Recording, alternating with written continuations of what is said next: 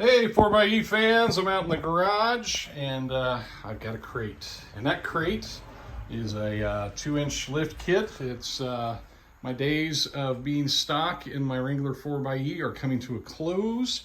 And of course I won't be running these tires after I do that. But got the crate for the lift kit and I wanted to open this together with you. I cracked it, I got all the little things off and everything and I got it open. Haven't opened it yet, so I thought we'd do this together. So here it is. Oh, look at that. Look at that fun goodness. There's the springs, the Bilstein shocks. Oh, ducks. How exciting. Okay. And so October 2nd is when I'm scheduled to have this guy installed. So we're just going to leave this all in here.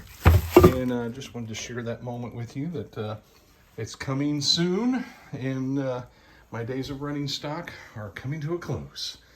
So I'll be doing some videos in the future of before and after. I'll do some measurements with the stock Sahara tires.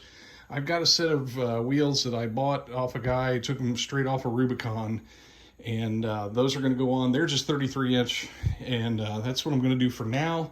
And down the road, still debating between 35 and 37. We'll just see.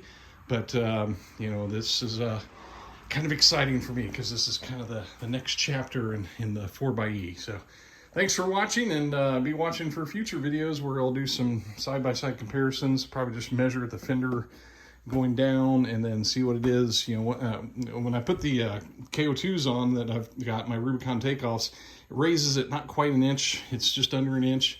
And then we'll have to see how much it raises with the lift kit on. But stay tuned and, like and subscribe, as everybody likes to say. Thanks for watching. Take care.